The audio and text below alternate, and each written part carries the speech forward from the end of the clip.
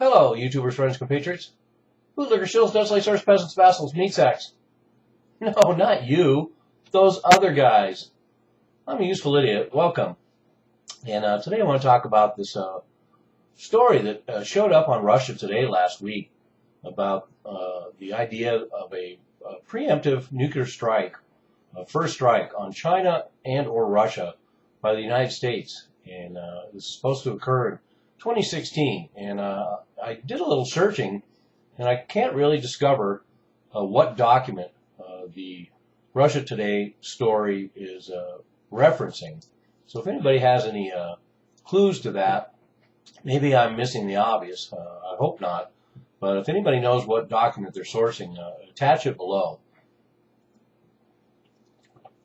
So anyway, that got me curious in doing some research, and I didn't find out any more about the Russia Today story, but I was curious about this whole idea of the preemptive first nuclear strike on China and or Russia.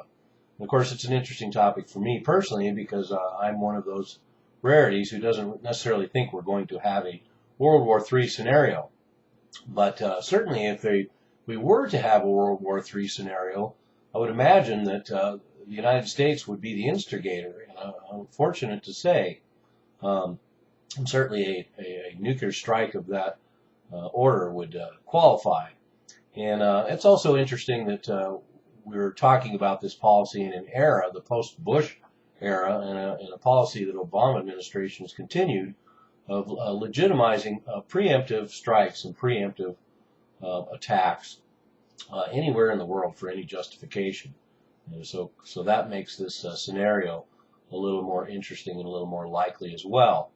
And we have to assume with great confidence, of course, that the entire U.S. nuclear industry and military have plans drawn up in infinite detail for a first strike capability and have been studying it studying this idea from the very first day that the bomb was developed. And so we know that every single detail is being covered, every single precaution has been taken, and every single detail addressed, so that should that become a policy directive to have a first nuclear strike, the United States is fully prepared at this moment to do so. We can assume that with confidence. And there's probably sources to access a certain amount of what official U.S. policy is, but another way we can get close to what potential official U.S. foreign policy is by looking at an article, say, in Foreign Affairs magazine. And I mention them frequently because this is the journal for the Council on Foreign Relations, and this is one of the central think tanks setting forth what foreign policy is. And this is the real foreign policy power behind the U.S. government. It's not necessarily anybody in the government per se, as much as it is the players behind the scenes, and that includes people that regularly write for foreign affairs and are involved in the Council of Foreign Relations. Most of my viewers are fully aware of that, and most Americans are getting aware of that. So anyway, there's an article there from 2006, and it's the very idea of U.S. nuclear primacy and this idea of an American first strike. And it lays it out in enough detail that I'm going to go into a fair amount of information from that article. I'll attach it below for the complete article, but this lays out the scenario quite well, and also shows the relative feasibility that's been attached to it, and what are the pros and cons. And in this case, mostly pros. And a little more research revealed that the author of this article, who is a very respected and highly placed academician working with major higher learning institutions around the world, but also has a record of being a very pro-nuclear, very pro-war personality. And so you can look into that yourself. But that said, this creates a very sober picture. So let's get into the article. It says for the last 50 years, the world's most powerful states have been locked in a military stalemate known as mutual assured destruction. And there's a wide belief that nuclear weapons kept the peace, so to speak. So the last 50 years or so, they consider the peace that's been kept because of nuclear weapons, because we haven't had any large-scale wars. But that's also symptomatic of the era when we have these smaller regional wars. But the fact is that nuclear weapons kept governments a little more sober during the last 50 years. But the article goes on to say, quote, today, for the first time in almost 50 years, the U.S. stands on the verge of attaining nuclear primacy, unquote. So first of all, let's remember this is 2006, so that was 8 years ago, and a lot has changed even since then. And the fact is that they were already writing articles about a nuclear first strike just on the very precipice of having the capability, nuclear primacy, being able to carry out a nuclear strike with little fear of retaliation. And that's essentially the idea of nuclear primacy. So the article goes on to say, quote, and it will probably soon be possible for the United States to destroy the long-range nuclear arsenals of Russia or China with a first strike. This dramatic shift in the nuclear balance stems from a series of improvements in U.S. nuclear systems, the precipitous decline of Russia's arsenal, and the glacial pace of modernization of China's nuclear forces, unquote. This quote is really interesting for a number of reasons, because one, it clearly points out the whole idea is to completely destroy Russia and China's arsenals with little chance of retaliation. But more importantly, it spells out that obviously the U.S. military does not consider China or Russia credible threats at all. They talk about the precipitous decline of Russia's arsenal and the glacial pace of modernization of China's nuclear forces, and therefore a first strike is perfectly legitimized. And that's pretty interesting considering we have a giant military industrial complex and a huge nuclear arsenal, supposedly in order to guarantee our safety and defense, but also justified by this menace that the United States faces from China and Russia, which apparently the United States actually considers almost impotent. And the article goes on to point out that since the Cold War's end, the U.S. nuclear arsenal has improved significantly, and the U.S. has spent billions and billions and billions of dollars. And let's also remember that a lot of the nuclear weapons industry is not included in our military defense budget. And therefore, we have to include that, which balloons actual military costs in the United States significantly. But to get back to the story, the U.S. has what's called the nuclear triad. It has long-range bombers, submarines, and missiles, all capable of delivering first strike, and making sure that any retaliation would be unsuccessful because the nuclear weapon arsenal of the United States would be so widely dispersed. And this article goes on to point out that the same scenario that applies to Russia applies to China.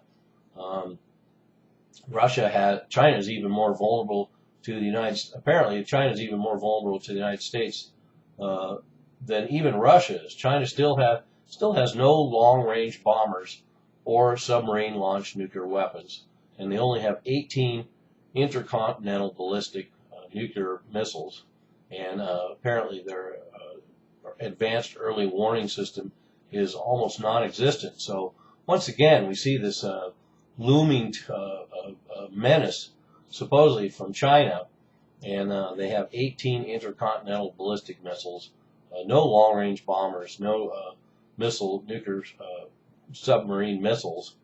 And in fact, I understand that China only has 2 submarines, and both are barely in service.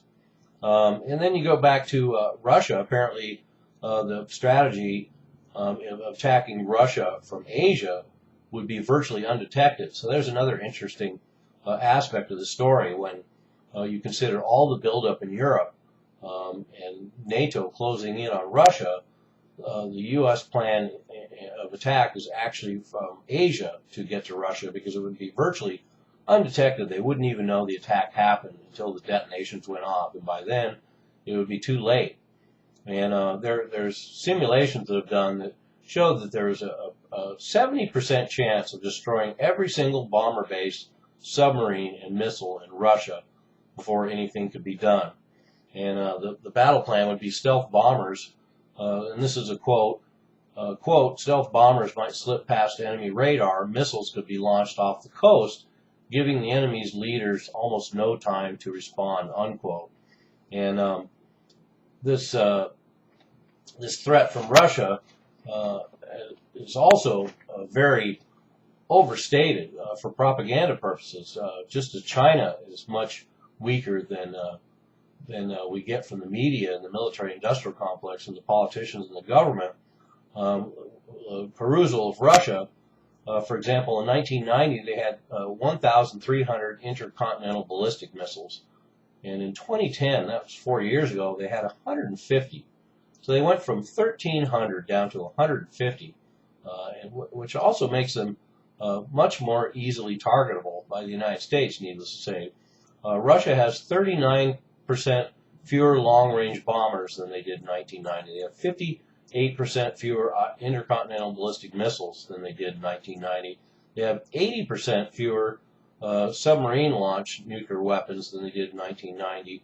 And their entire nuclear and military is extremely vulnerable to U.S. systems as well as deterioration. And not to mention that, unlike the United States, Russia does not have troops, nor does China, have troops stationed around the globe, and most of their navy even stays in port most of the time. So they're hardly the global menace that we get from propaganda circles. And just like China, apparently Russia's early warning system is hardly effective either.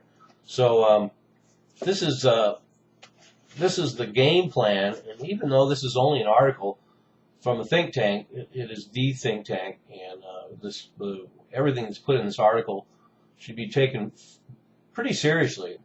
And therefore, I come to the conclusion that it very well may be part of U.S. policy to look forward to a massive nuclear first strike.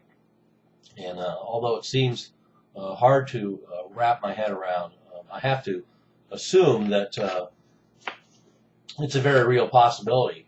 And 2016 seems like an unlikely date, and all the more reason why I want to see what this document that's referenced Russia Today.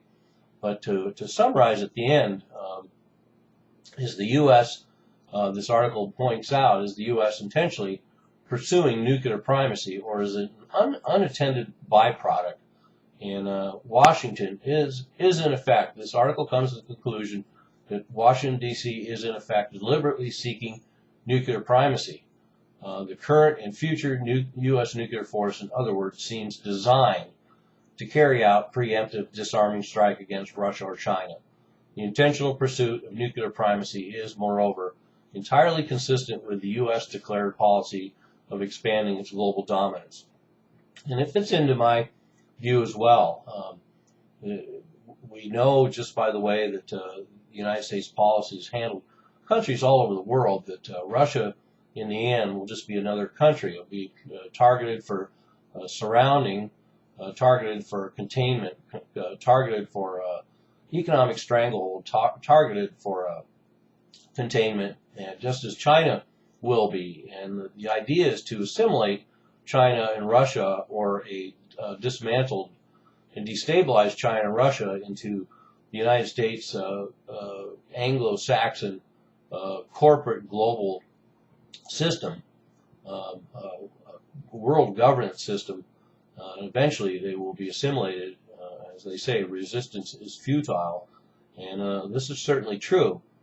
So therefore, China and Russia eventually will have that choice, and that's when the war scenario comes in. Although when that actually happens, they will not have a choice, because the primary ingredient of this preemptive nuclear strike, of course, would be utter secrecy.